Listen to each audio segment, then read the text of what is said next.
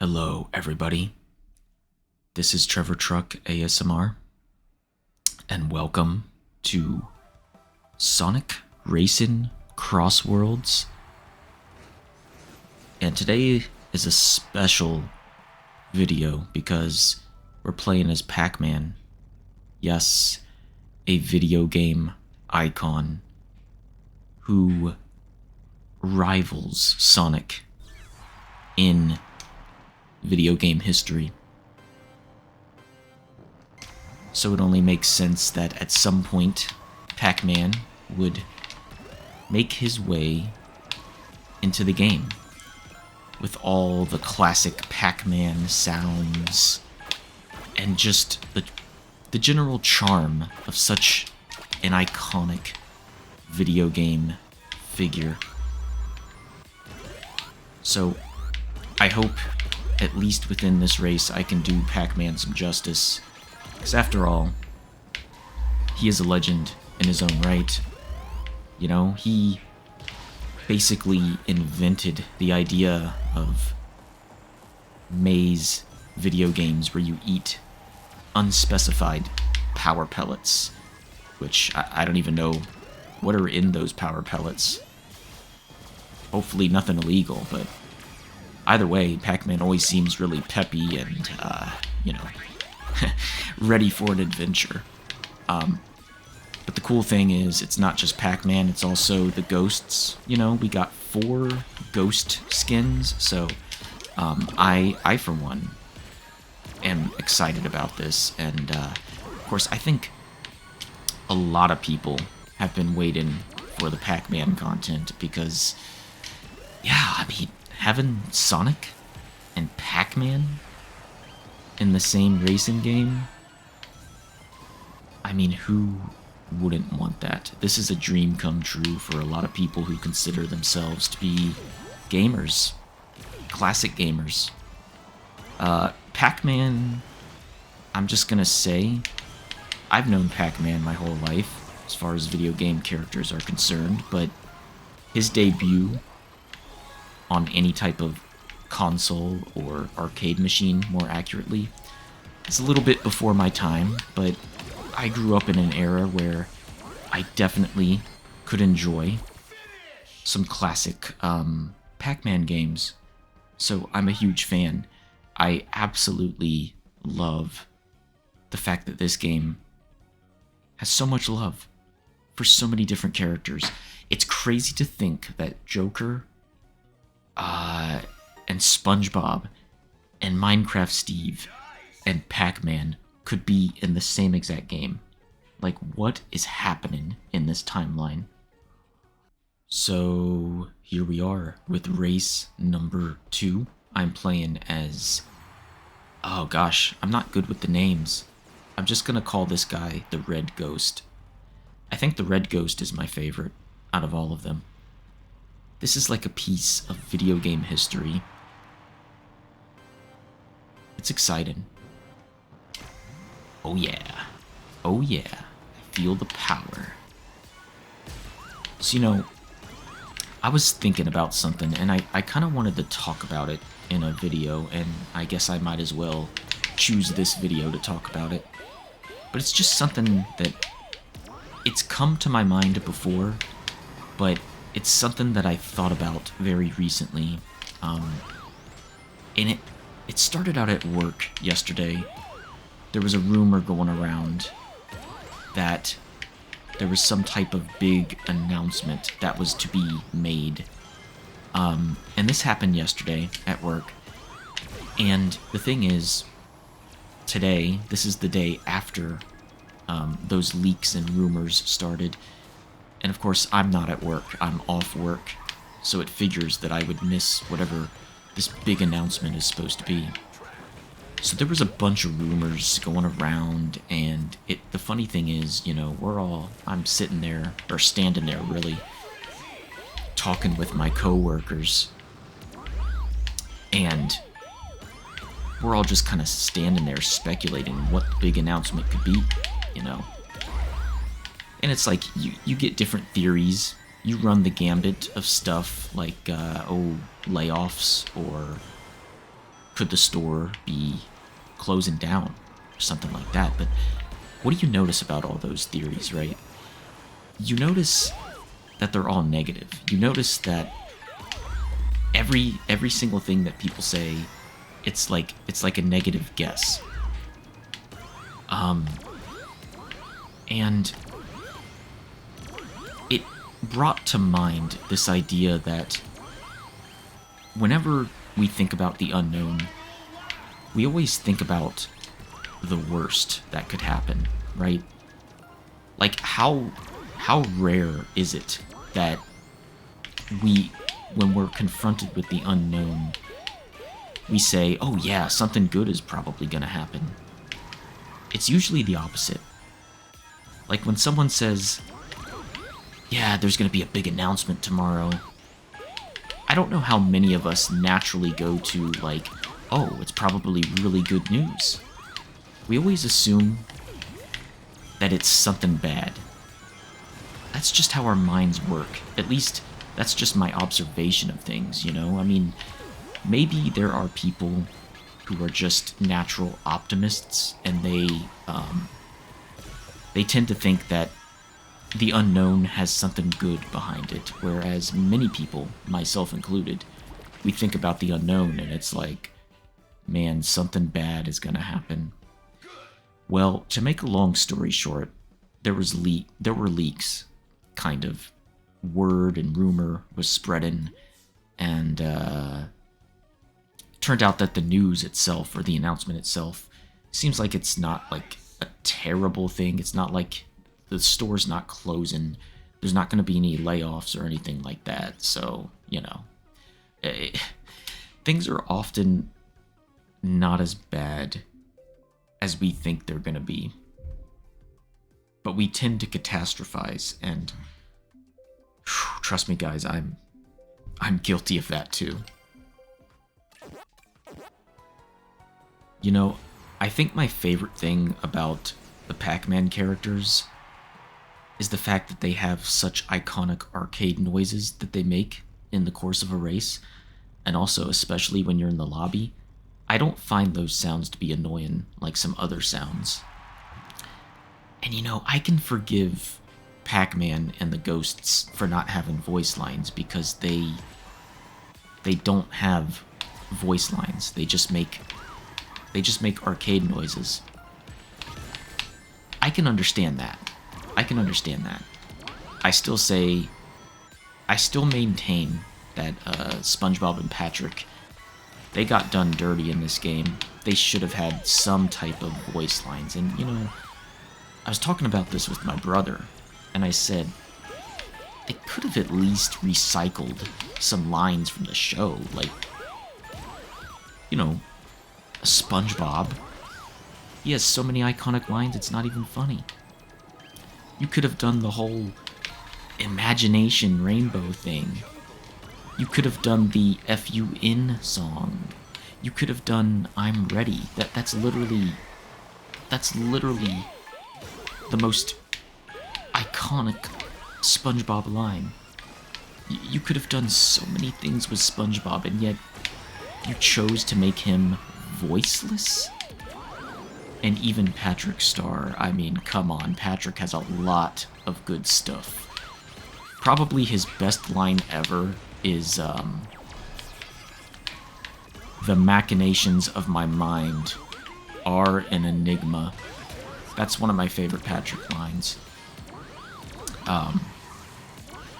And truly, Patrick is an enigma.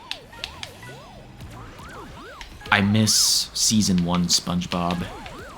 I'm gonna be one of those cranky millennials who hates Season 4 and beyond, but I really love so many of the SpongeBob episodes. I think single-handedly, gosh, it's hard to say what my favorite is, but the Chocolate Salesman episode. Sorry, just thinking about it. It just makes me laugh. I'll tell you the 3 episodes. Okay, so it's the Chocolate Salesman episode that I like. I remember the old lady fish He was like, chocolate. I remember how I used to hate it. That was...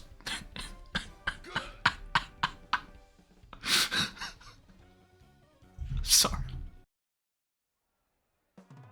Okay, here we go. This is our next race. I'm playing as the pink ghost. I've given up on remembering their names. Because I just don't, you know. Okay. And how fitting that we are here at Bikini Bottom. So the other episode of Spongebob that I really like is the pizza episode where the Krusty Krab delivers pizza. It has one of the best, like, I don't know, one of the best payoffs in any of those cartoons. Squidward basically slams the pizza in the guy's face after he hurts SpongeBob's feelings. Yeah, that's gotta be one of my favorites. And the other favorite of mine is the paint episode, where SpongeBob and Patrick are commissioned to paint Mr. Krabs' room. That episode is so... it's just so funny. My favorite part of that episode is actually where they accidentally get paint on Mr. Krabs' first dollar he ever made. And so they have to find a way to remove the paint.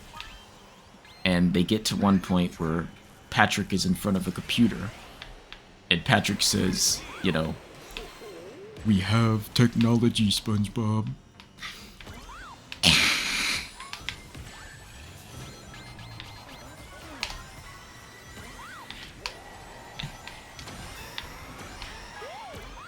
And,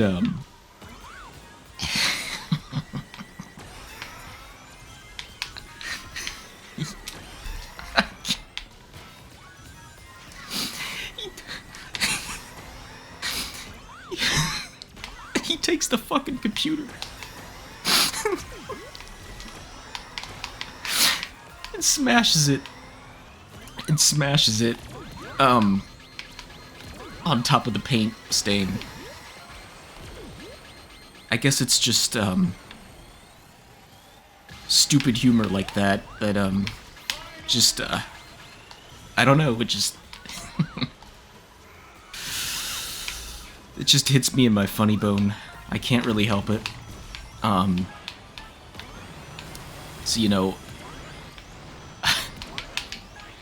I'm sure there's some other episodes that that I really like. I mean, there's the one where SpongeBob goes into Sandy's tree dome, and he needs water badly, and it's the episode where SpongeBob is like, he's drying up, and he's too afraid to tell Sandy that he's drying up, that he needs water, and he gets dehydrated. That one's pretty funny too. I do enjoy that one. SpongeBob is like, water. I don't know if I'm doing the voice justice. I might cut that out of the video. That was an embarrassment. I have done the SpongeBob fans wrong.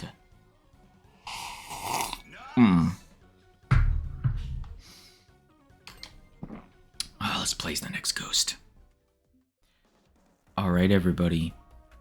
How about another Pac-Man character? I don't remember this one's name. Is it, Stinky? Yeah, I'm pretty sure it's Stinky. So, we're about to win this race. I didn't do so well in the last one, I don't think. I remember, driving off the map. Well, this is gonna be a different story. Let's aim at least for top 3. I mean, we're playing against some really good people who are like, they're probably legend rank 4 or above. So I love the expressions on the characters. Not only just the noises and sound effects, but the expressions too on the ghosts. It's so funny. They're like comic book characters, the way that they express themselves. It's funny to watch. Anyway, I gotta say, personally, I've been enjoying this DLC quite a bit. I think having Having Pac-Man be in the game is definitely a clutch move. I think it will draw in at least a few more people to these races. Yeah, and I feel very grateful that I can actually play online because, you know, for a while there, I couldn't even get a match started, or if I did, it would disconnect me, like, constantly. So I don't think it was on my end. I think it was just, I don't know. Something strange was going on with the game. But, very glad to see that it works now, because this is a really fun game. I don't know if I would recommend it for everybody. I think this only appeals to a certain type of player, you know what I'm saying? I think you gotta really enjoy action-packed, chaotic games where the result, unfortunately, for better or worse, there is kind of a lot that's determined on luck. Because it's a kart racer with items, so, you know the deal. You kind of have to come in with the attitude of, oh, I want to play a kart racer and have a fun time, you know, and it's zany, and it's fun, and you can make it as competitive or as casual as you prefer, you know? Whatever you do, don't take it too seriously, because, look, you got Pac-Man and Spongebob and Minecraft Steve in the same game. It's all about the fun. Oh gosh, I sucked at this race too. Gosh, I was hoping for top 3, but again, when you're racing against legendaries, yeah, it's a tough sell. It's a tough thing to do. I need to do better. I need to train. That's what I really need to do. Alright everyone, this is the last race I'm gonna do, and I'm gonna try Pac-Man again. Put him in a power vehicle. And we're back here at this place called White Space. We'll see how it goes.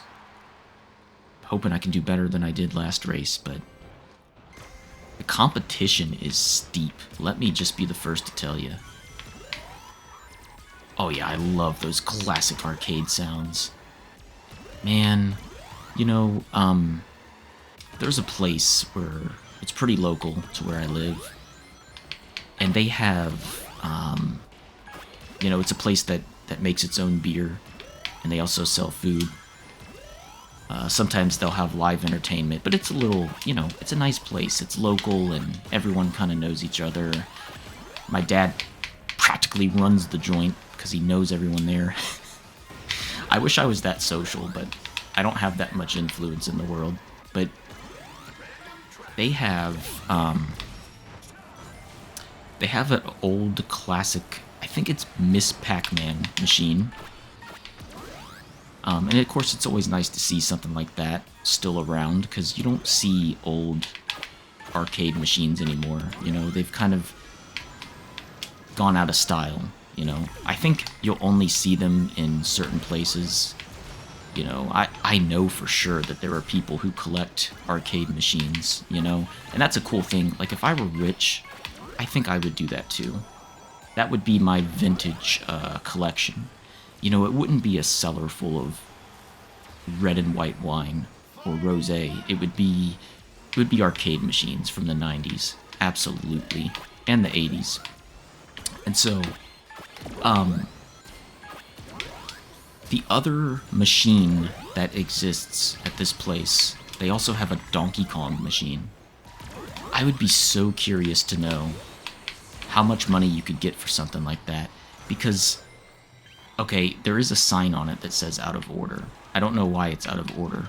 I don't know what happened to it, but I imagine if it were in a working condition, I think about, like, gosh, how much money would that go for? Could you sell it for a killing?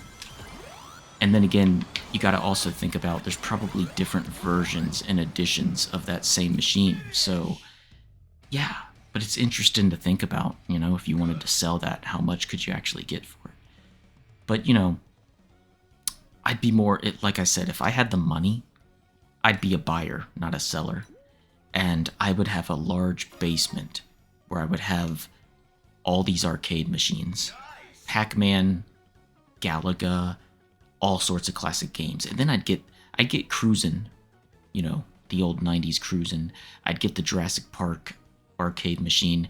I would get Carnival or Carnival. That was an old game, an old rail shooter. I'd get Area 51 and Time Crisis, Gauntlet Legends. Shit, I would get so many arcade machines. Gosh, I really want to get rich just so I can do that. Anyway, those are my Sonic racing thoughts. You know how they made a Reddit for shower thoughts? Well, these are the types of thoughts that I have while I'm playing Sonic Racing. Anyway, guys, thank you for watching this video. I hope it was relaxing for you, and I hope you had as good a time as I've just had playing. And I will see you in another video sometime soon. Take care, everybody. Goodbye.